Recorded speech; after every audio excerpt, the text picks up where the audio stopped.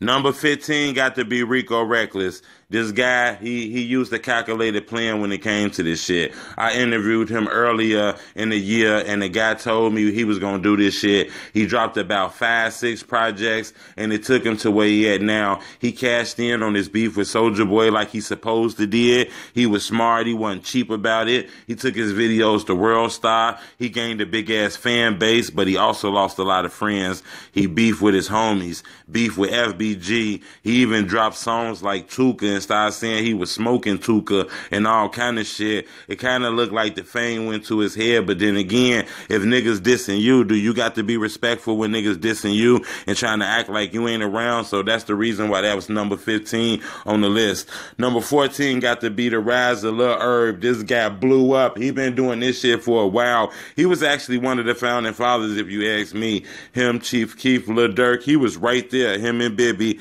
But it seemed like this year he really took off. I seen them on a lot of major platforms, from the Breakfast Club, This Is 50, a lot of shit that was going on. I seen them on a lot of top blog sites, a lot of top interviews and shit like that. It seemed like he got a good team and his promo was on point. Seemed like they spent a lot of money on him. And he dropped his first debut project, and I think that shit did a lot of downloads. So look for Lil Herb to be here for a long time. A lot of people consider him a major rapper.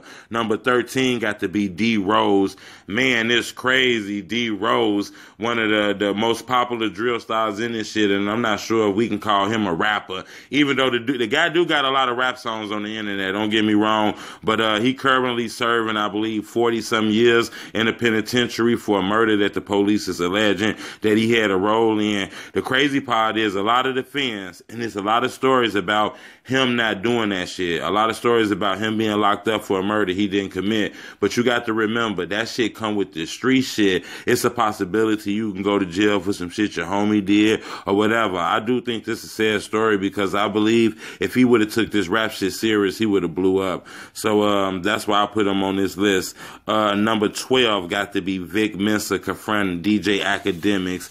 He was the first rapper from Chicago to get a chance to confront DJ Academics face to face about the blogs, the stories. He felt like he was glorifying and sensationalizing the violence and people getting killed in Chicago. So he basically told Academics to his face that he was a piece of shit. A lot of people thought that was dope, so we had to put that on the list. You get what I'm saying? Number 11, gots to be rappers being confronted. A lot of rappers was confronted this year, from AOKD to Ewald Samo when he called AOKD and shit like that. A lot of rappers was biting their words. We seen Tay Sav. We seen Rico Reckless. We even seen 600 Breezy getting confronted by KingYella and shit like that. And the one thing I can say is, besides Ewald, it wasn't a lot of violence. A lot of guys talked it out. Now remember, while a lot of you niggas out here drilling each other and killing each other, a few of these rappers seen each other and talked it out like grown men. You get what I'm saying? Don't get me wrong, it was the fruit scuffles and shit like that. Rico Records and Tay Sav, they scuffle, they fall like men and shit like that. So I hope y'all not taking this drill shit too serious and you're killing and taking lives, because a lot of these guys wasn't. Don't get me wrong, Breezo didn't look like he was scared. He didn't run, but he was explaining himself. Billionaire Blackman was asking questions, but they didn't pop off too strong. So at the same token, you know, we got to be safe too. I'm kind of glad that a lot of this shit was worked out, because I don't want to be doing no blogs on rappers losing their life due to some dumb shit, because I think once we get the clout, you got an opportunity to change this shit and make money for your family. So I think you got to go that route. Number 10 got to be ChiefKeef and Tato and them putting the motherfucking WWE UFC on Ramsay the Great ass. He came to their crib, according to the police. ChiefKeef beat him up, put a black eye on his face. They say one of ChiefKeef homies had a Draco, and Ramsay was scared, so they beat him up. Let me tell y'all something that's crazy. Ramsay the Great was just posting videos with Soulja Boy with guns, talking about how tough he was. Look, ChiefKeef and them beat him so hard the next day he woke up in the morning like Malcolm X. The nigga had a dream on some real shit like Martin Luther, and I ain't making this shit up. The guy was talking about, can't we all get along and all kind of shit. It was also rumors that broke through that said ChiefKeef might have ratted Ramsay the Great out by saying he was a pimp and he was pimping hoes out because Ramsay the Great recently got 10 years. So I ain't saying that, you know what I'm saying? It's just me, you feel me? But number 9 got to be FBG Duck in the come up. Multiple videos hitting 1 million views. No help from World Star. His brother ended up losing his life in the city of Chicago, which was a horrible thing that happened, you know. And I think Duck still live in Chicago, too. I think we got to get him the fuck up out of there. But we got to say, the guy did a lot of views with our World Star. I admire that. It seemed like the guy kind of being blackballed, but look for him to take off in the year 2018. Number 8 got to be Breezy and his blow up. Look, do some, nigga, do some. The nigga took that and he ran with it all the way to meetings with Drake, fucking with OVO. Unfortunately, he got locked up. You know what I'm saying? So he's serving time right now in Iowa. The guy had a beef with Extentation, whatever the fuck his name is. A lot of major rappers been shouting out Breezy, from Rick Ross to motherfucking Gucci Man. Look for Drake. Yeah, Canada Drake, the superstar rapper Drake. Look for him to put that bag behind Breezy and take him to a level that we probably ain't seen the rapper from Chicago go since Kanye West and them. You feel me? Number 7, Chicago World News. Call it what you want to call it. This guy was called a snitch.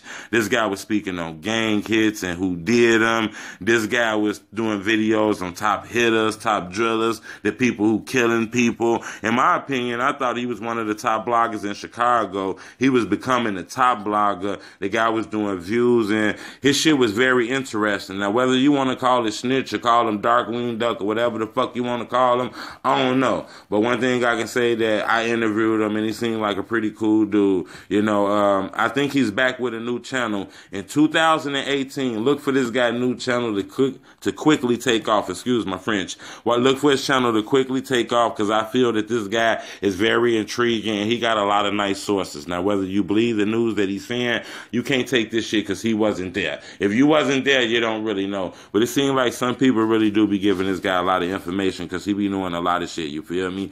Number 6 got to be the return of Bump J. Nigga did 10 years in the feds. He didn't tell on nobody. They claiming he did a bank robbery. The nigga was gone. He came home and he on some OG shit. He on some grown shit. The guy got a lot of features. I ain't talking about from no local rappers and shit like that. This guy got featured from major artists in the game. I done seen them perform at the Big Jam. The guy that been doing shows. It looked like he got his marketing back on point. Look for Bump J to finish and continue doing what he was doing when he left off. One of my concerns was I didn't know if the youth was going to take to him, but it seemed like the youth is listening to Bump J and he fucking with him and he not picking sides. So like I say, look for this guy to take off and blow up again in the year 2018. Number 5 got to be Famous Dex, Rise to Fame. Man, we was just talking about this guy beefing with FBG, saying he wasn't you know, the guy was saying he wasn't a part of that movement. He was dissing FBG Doug, going back and forth with those guys. It seemed like he took the little bit of help that Rich the Kid gave him, and he took that shit and ran with it like a motherfucking football player. The guy got over 2 million followers on Instagram. All his videos do 1 million views. The guy's a household name. He's officially like a major recording artist, one of the leaders of the new school. Don't get me wrong. A lot of people was upset with him in that Lil J situation. They felt like he turned his back on them. A lot of people felt like he turned his back on a lot of his homies. He should have did what ChiefKeef did for his homies. He should have did that shit for his homies. But hey, who knows? You feel me? Number 4, KingYella, the No More movement. Look, this guy tried to end beef and tried to link up with all the rappers in the city he was dissing. Next thing you know, he shot a video for the song of the No More movement, and somebody tried to take his life. And it was actually documented. That's the crazy part about this shit. It wasn't fake. Somebody really tried to kill the dude. And I ain't gonna lie, while everybody was dissing him, in my head I was like, look, the brother said he was part of the problem. He wanted to become part of the solution. Even though it was done on social media and shit like that, because a lot of people say this internet shit fool. So I think that was the problem. But I commend what the homie did. Number 3, Tay 600, snitching allegations, beefing with E-Day, beefing with 600, beefing with Lil Durk, people calling him a snitch, calling him a rat, but the guy still rides with no help. His mixtape still did hundreds of thousands of downloads. Then nobody post this nigga music. Then nobody retweet this nigga music. He was in this shit on his own. You get what I'm saying? Everybody did interviews about Tay 600. Everybody sneak dissed him in songs, but somehow nobody seen the paperwork, and it seemed like he kind of beat those allegations. A lot of people was upset at me. They felt like I was supporting them. Like I say, a fake paperwork was sent to me by Team 600. You get what I'm saying? And I ain't had shit to do with that. And I ended up posting the fake paperwork because it came from 600. I thought it was legit. But when I found this shit out was fake, I think that was food, because first off, if you seen the real paperwork, then there's no way you would have thought that the fake paperwork was real. You get my story? So I don't know what really happened, but I know that was a big story. You feel what I'm saying? Number two, got to be rappers dying and losing their lives, bro. Shout out to Kobe. Rest in peace, bro. Rest in peace to FBG Brick. Rest in peace to Taekwon World TB. Rest in peace to Poppy. Rest in peace to Front Street Quano. This is crazy. Out of all those names I named, I actually interviewed 4 of those people. And that's sad, because I think these guys had an opportunity to do this music shit. The war in CHIRAQ is still going on with the gang banging. And don't get me wrong, I think the guns, drugs, lean, and drill music play a part in some of this shit. Maybe not all of it, but a little part. You had guys like King Louis and a few more guys who were able to survive the shootings and shit like that, but it's a lot of people who didn't. Number 1 on this list got to be Rondo and C-Day, 38 and 39 years in the motherfucking penitentiary.